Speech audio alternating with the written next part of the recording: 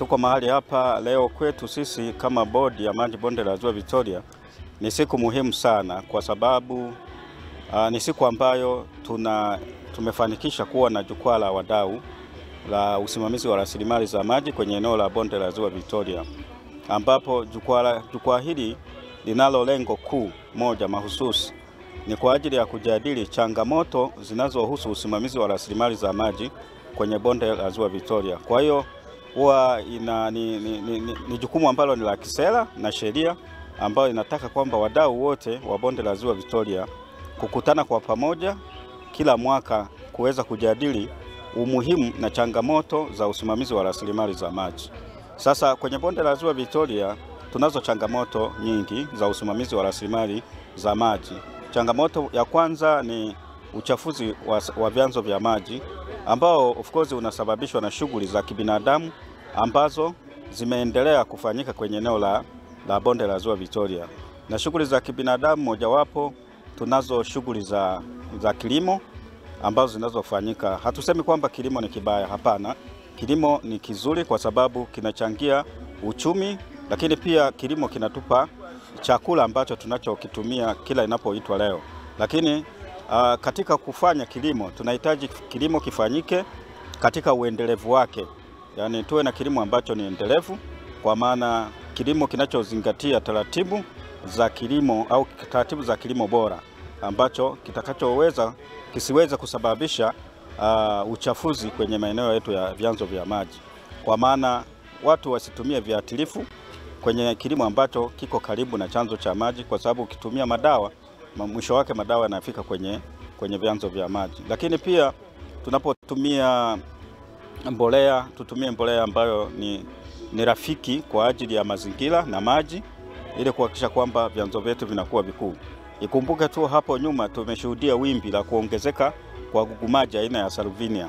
Sasa gugumaji huwa ni matokeo ya virutubisho, na virutubisho vinasababishwa au vinachangia kuwepo kwa sababu ya matumizi ya mbolea na shughuli zingine za kibinadamu ambazo zinazofanyika kwenye eneo la bonde. Matokeo yake virutubisho vinaingia kwenye maji, na vinapokuwa vingi kwenye maji basi vinasababisha kuota kwa magugu maji. Kwa hiyo ni eneo ambalo tumekumbana nayo, ilikuwa ni changamoto, lakini tunaishukuru serikali ya Jamhuri ya Muungano wa Tanzania kwa jitihada kubwa ambazo ilizifanya kuhakikisha kwamba gugu maji lile linaondoshwa, na kwa sasa hatua ambazo zilizobakia ni kidogo za kuendelea kuondoa gugu maji taratibu ambalo linaendelea kuonekana kwenye Ziwa Victoria. Lakini pamoja na hilo ni kwamba tuna shughuli ya viwanda.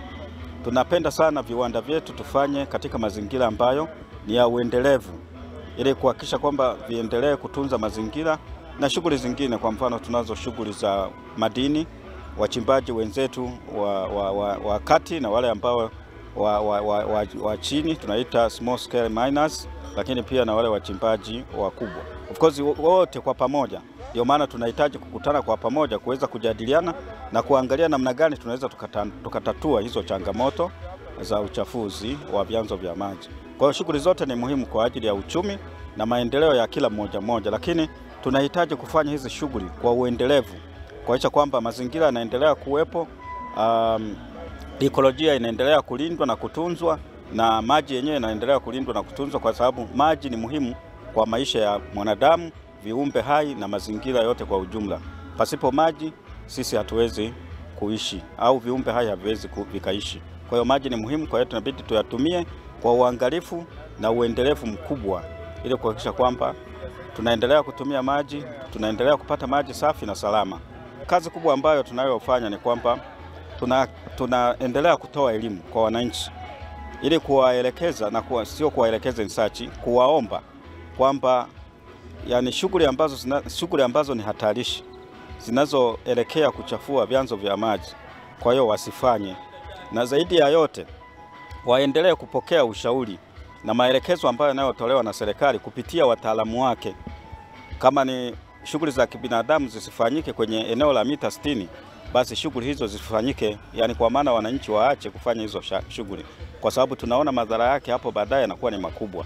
Kwa mfano kilimo kinapofanyika holela, unachafua maji.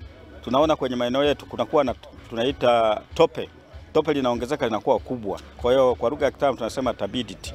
Sasa turbidity ikiongezeka, manake inaongeza gharama ya kutibu yale maji ambayo tunayoyatumia sisi. Sasa gharama ikiongezeka ya kutibu maji, maana yake tunaongeza gharama ya usimamizi mzima wa matumizi ya maji. Kwa maana mamlaka, maana yake gharama itakuwa kubwa za uendeshaji, maana yake itapelekea hata kutoa huduma inavyotakikana, kwamba huduma iwe safi na salama. Lakini pia hata sisi watu wasimamizi wa rasilimali za maji, kwamba maji yakiwa machafu, maana yake inatupa kazi kubwa sana ya kuendelea kuhakikisha kwamba yale maji yakae kwenye hali yake ya usalama. Kwa hiyo tunachoomba sisi wananchi ni kwamba wafuate maelekezo yanayotolewa na serikali kuhusiana na utunzaji wa rasilimali za maji, lakini pia wazingatie ushauri wa wataalamu wa serikali, kwa sababu wataalamu wa serikali imeajiri wataalamu nguvu kubwa ili kuhakikisha kwamba basi wananchi wanapata elimu sahihi inayostahili, inayohusiana na utunzaji wa vyanzo vya maji. Lakini nikirudi upande wa jukwaa la wadau, jukwaa letu hili la wadau kama nilivyozungumza awali kwamba ni chombo ambacho ni muhimu sana kinacholeta wadau wote pamoja kwa ajili ya kuja kujadiliana na kuangalia ni namna gani tunatoka hapa, ni namna gani tunahakikisha kwamba vyanzo vya maji vinaendelea kuwa salama, maji yetu yanaendelea kuwa safi na salama.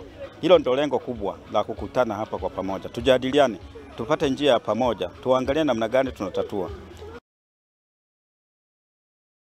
Je, wewe ni mwanafunzi uliyemaliza form 6 unayefikiria mbali? Je, azma yako ni kusoma katika chuo kikuu cha kimataifa, kupata uzoefu wa dunia nzima na kufungua fursa za kazi zisizo na mipaka? Usitafute mbali. EuroAsia Universities Limited iliyosajiliwa na TCU ni mshirika wako unayemwamini hapa Tanzania. Sisi ni wataalamu wa kuunganisha wanafunzi wa Kitanzania wenye malengo na vyuo vikuu bora duniani kote, kuanzia Ulaya na Asia hadi Amerika na kwingineko. Iwe umepokea matokeo yako ya kidato cha 6 punde au diploma, tunatoa mwongozo wa kibinafsi kwa kila hatua: kuchagua kozi sahihi, kurahisisha maombi, kupata scholarships na hata kusaidia masuala ya visa. Usiruhusu ndoto zako zibaki ndoto. Tembelea EuroAsia Universities Limited leo. Tupo Sky City Mall, floor ya 4, barabara ya ardhi karibu na Mlimani City. Kwa mawasiliano zaidi, piga simu namba 0765767556. EuroAsia Universities Limited, empowering global citizens.